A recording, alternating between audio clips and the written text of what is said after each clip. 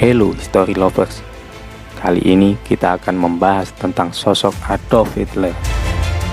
Sosok penuh kontroversi yang membangkitkan Jerman dari krisis Perang Dunia Pertama.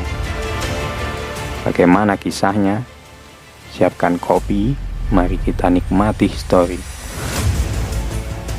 Adolf Hitler adalah salah satu nama yang tak bisa dilupakan dari sejarah dunia hingga kini.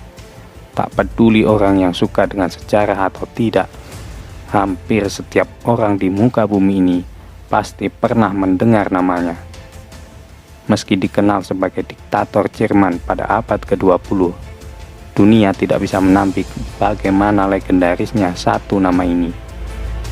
Hitler memantik favoritisme terhadap kelompok ras tertentu dan sangat terobsesi pada supremasi bangsanya.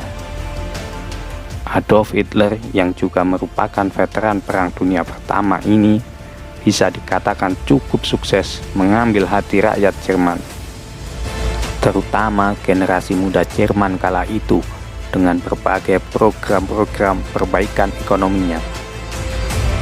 Di awal tahun 1920-an, di Jerman merupakan masa kerusuhan sosial, ekonomi, dan politik.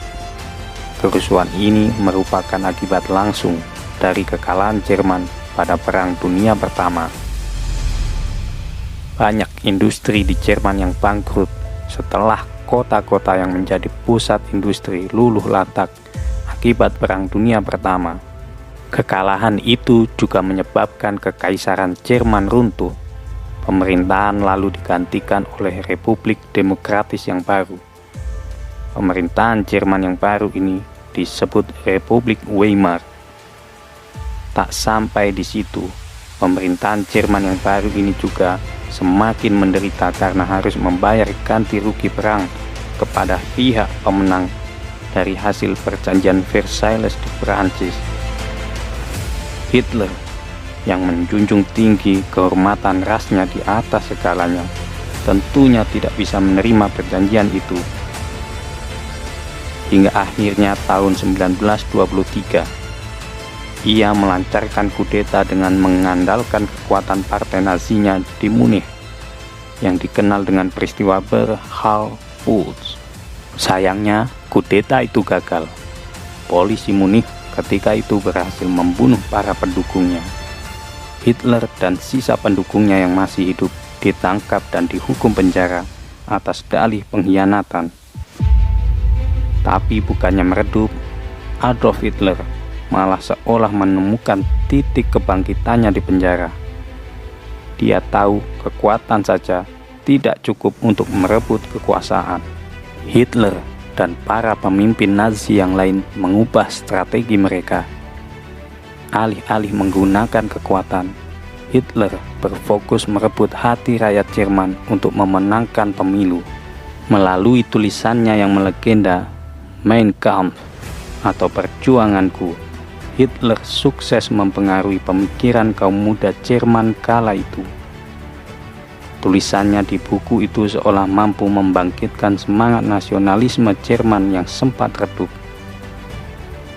Tak hanya itu saja, lewat pidato-pidatonya yang begitu karismatik, Adolf Hitler seolah menjadi harapan baru rakyat Jerman untuk bangkit dari keterpurukan yang hebat. Hitler juga dengan jeli memanfaatkan agama untuk semakin mengharumkan namanya. Dia melihat gereja penting secara politik sebagai suatu pengaruh konservatif terhadap masyarakat. Secara publik, Hitler sering memuji warisan Kristen dan budaya Kristen Jerman dan memilih kepercayaan terhadap Yesus Kristus Arya, seorang Yesus yang memerangi umat Yahudi. Ini seolah menjadi sebuah pembenaran dari peristiwa Holocaust terhadap kaum Yahudi pada masa itu. Hitler memandang Yahudi dan juga sistem komunis akan menghambat ambisinya menyatukan kembali Jerman dan menguasai dunia. Setelah dibebaskan dari penjara, seketika itu Hitler mendapat dukungan rakyat yang mengantarkannya menjadi kanselir Jerman pada tahun 1933. Setelah menjadi kanselir dan memiliki kendali penuh di cabang legislatif dan eksekutif, Hitler dan sekutu politiknya memulai penindasan sistematis terhadap lawan politiknya. Hingga akhirnya pada 14 Juli 1933, Partai Nazi Hitler dinyatakan sebagai satu-satunya partai politik resmi di Jerman. Hitler kemudian juga memerintahkan penarikan Jerman dari Liga Bangsa-Bangsa. Sehari sebelum kematian Presiden Hindenburg pada Agustus 1934, kabinet telah mengumumkan undang-undang yang menghapuskan jabatan presiden dan menggabungkan kekuasaannya dengan kekuasaan kanselir. Secara otomatis, Hitler menjadi kepala negara sekaligus kepala pemerintahan, dan secara resmi diangkat menjadi pemimpin dan kanselir, menjadikannya komandan tertinggi angkatan bersenjata Jerman. Program ekonominya sukses membuat Jerman kembali bangkit dengan cepat. Visi misinya begitu revolusioner kala itu. Lewat program bernama autarki atau kemandirian ala Jerman, Hitler menggencarkan program infrastrukturnya yang menyerap ribuan tenaga kerja yang ketika itu banyak menganggur.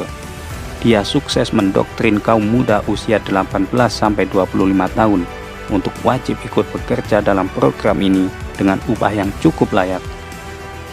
Di bidang industri militernya, Hitler menguncurkan dana miliaran mark untuk memproduksi tank, pesawat, dan senjata perang lainnya.